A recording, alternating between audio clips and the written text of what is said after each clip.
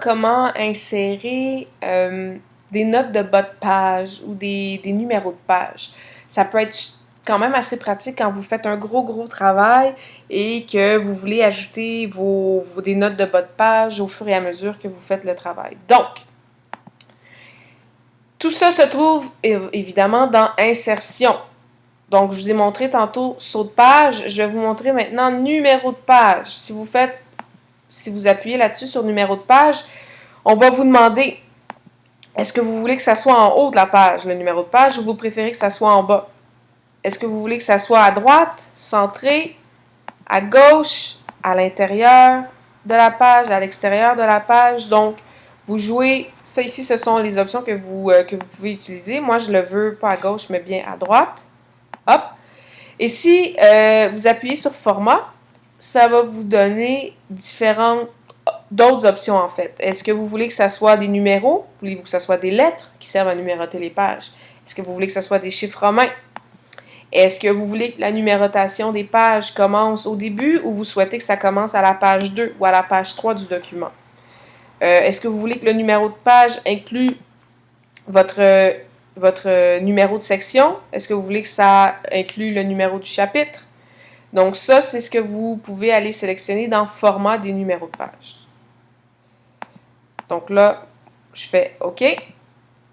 Et si je vais voir, hop, vous voyez, il y a un numéro de page qui est apparu. Page 1, page 2, page 3. Tout est beau. Si vous appuyez, vous voyez, les numéros de page vont apparaître un petit peu en ombragé.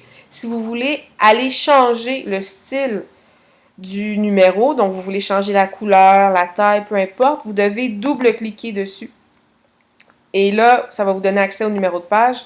Vous appuyez et vous pouvez aller changer le format. Pas le format, mais le style. Et ça va être appliqué à tous les numéros de page. Donc, pas besoin de le faire à chacune de vos pages. Vous le faites une fois.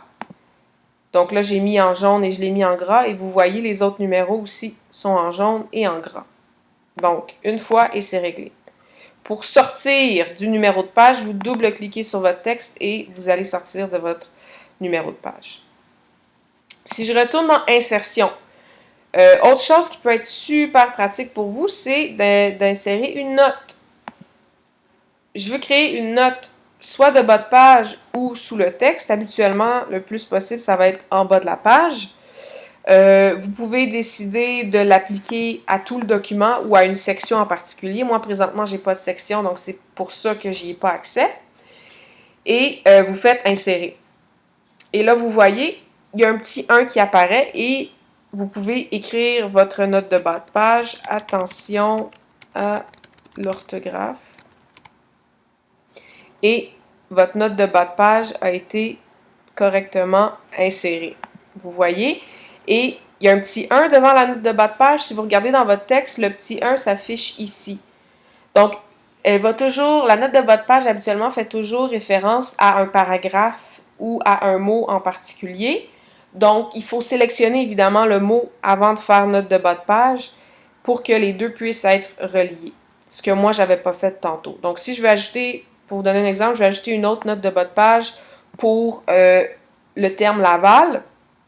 Je surligne Laval, je vais dans Insertion, Note, tout est beau. Je fais Insérer et vous voyez, il y a un petit 2 qui est apparu à côté de Laval et un petit 2 qui apparaît en bas. Donc là, je pourrais dire ville située en banlieue de Montréal. Donc là, je viens de mettre une note de bas de page à propos de la ville de Laval. Ça peut être très pratique quand vous faites des travaux où il y a des grosses recherches à faire. Vous pouvez aussi décider d'insérer la date et l'heure. Ça, je vous avertis tout de suite, c'est pas super pratique. Vous n'allez pas vraiment l'utiliser à ce moment-là.